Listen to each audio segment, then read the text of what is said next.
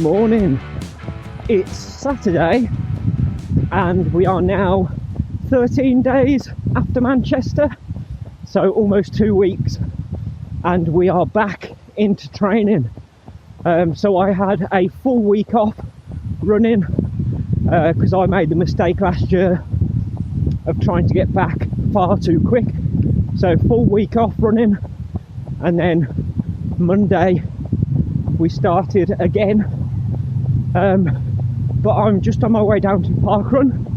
It is pace a week this week, so I've put my name down for 19 minutes again, so we'll see how that goes. But yeah, Manchester, it's pretty good, isn't it? I cannot believe how well the race went and how I managed to finish without cramp and finish strong. It's the first time I've ever done that in a marathon and it felt great. So yeah, the day started pretty well. The only issue was I was supposed to run with Andy Devine, but we lost each other on the start line, so that put that out the window. But we set off and I didn't go off too quick. It was brilliant. Thank you. So first mile I did in 6:39 and I was aiming for 6:40, so I was well happy. Didn't go off too quick, and second mile exactly the same, and I'd settled into a decent pace. So yeah, it was going pretty well. And then as we went through the city centre, my watch GPS went a bit haywire, and it started to clock up the miles before the mile markers, and I got a little bit confused because marathon head and all that sort of thing. So I was thinking I needed to chase and get to those mile markers for when my watch went off. That was a silly thing to think.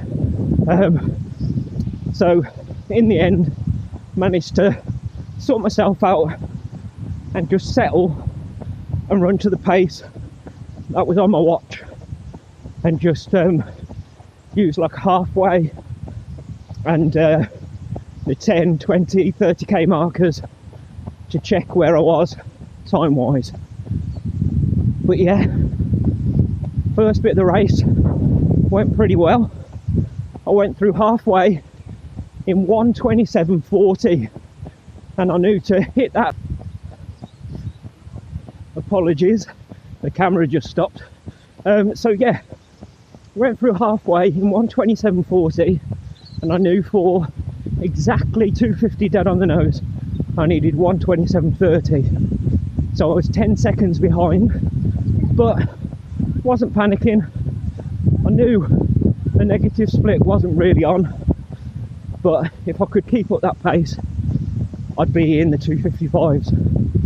So yeah, we cracked on, and yeah, pace stayed pretty consistent throughout the rest. And then we got to 20 miles and I decided that as I was feeling decent I would kick on a bit. So I tried to in that 20th mile, and when I reached 21 mile I could feel my quads and my hammies on the verge of cramp. So I pulled back ever so slightly, went down to like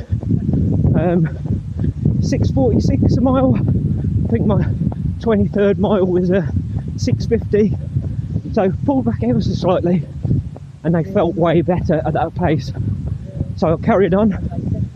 And then at 26 mile I didn't care if I got cramp or not, I was going. So I pushed on and yeah, finished really strong. My watch was about quarter of a mile out by the end, but I finished that last 0.45 of a mile on my watch at 6:15 pace.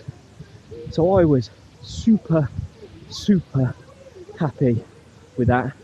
We finished with a 2:55.44, and yeah, I am so stoked.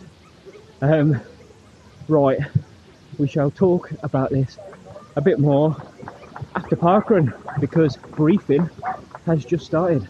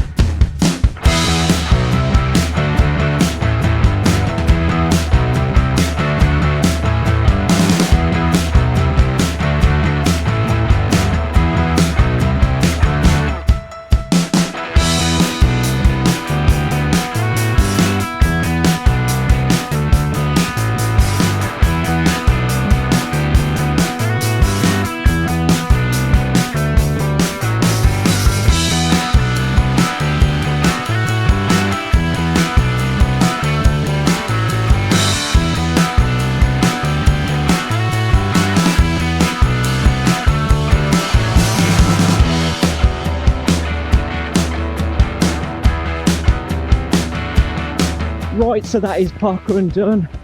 I think I came in at 18:56, something like that, but I was a little bit ahead of schedule when I turned the corner to the finish line, so jogged it in and allowed a couple of people to break 19 minutes, which was good. But yeah, Manchester was amazing. Fueling wise, that worked really well.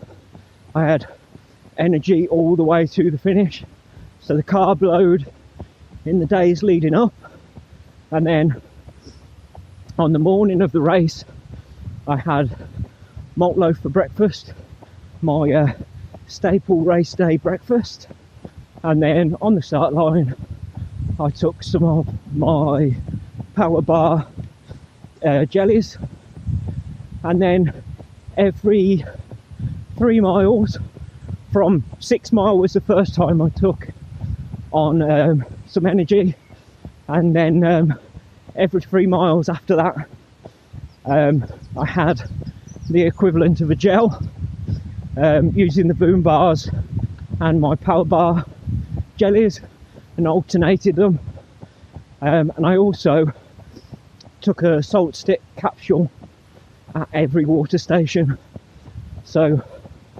getting those electrolytes on to try and stave off the cramp. But yeah, it was really good. I'm really happy with the result, and hopefully, fingers crossed, I have done enough to get that good for age time for London. So I am, what's that, 4 minutes and 26, no not 26, 16 seconds under the good for age time. So fingers crossed that is enough, and I will be running the streets of London next year, which will be great because it's the 45th anniversary of London Marathon next year. So yeah, that should be a good one. Right, so what's next? Well, I will speak to you about that when I get home.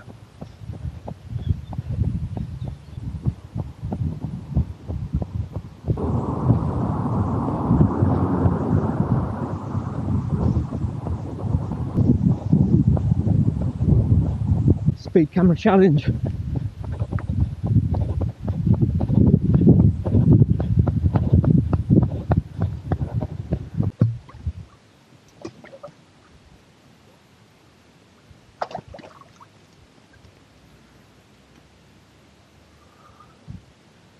Right, so what's next? Well, the next race I have booked is very, very close.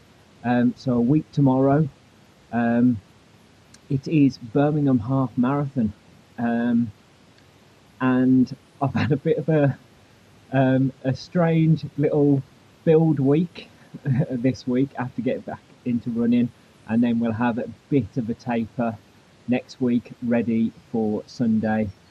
I'm going to go out and try and race it. I'd love to break 80 minutes for the first time, so I am going to go out at 6-minute miles and just hold on for dear life, and we'll see how it goes. But other than that, I've got a few other races booked. There's Droitwich Half Marathon, which got cancelled earlier in the year, coming up at the end of June, I think that is. Redditch Half Marathon is in June as well, so that'll be good. I've got the Two Castles 10k booked, which is one of my favourite races of the year. Starts at Warwick Castle and goes to Kenilworth Castle, so that's going to be a good one. But yeah, the rest of this year is going to be all about focusing on the shorter distances and getting that speed back in my legs. So everything up to half marathon. I'd like to try and get a 5k PB this year, try and break 17 minutes if I can. And then it's track season coming up over summer, so I've got that 3k 10-minute barrier that I want to break. So yeah, it's going to be all about the shorter distances, trying to get that speed back, and then after Christmas we will start the build again for spring marathon and fingers crossed London. But yeah, I will take you on this journey along this year to all of these races. So the next time I will see you will be Sunday and Birmingham Half Marathon. So I'll see you there. Cheers for watching, guys, and I'll see you next time.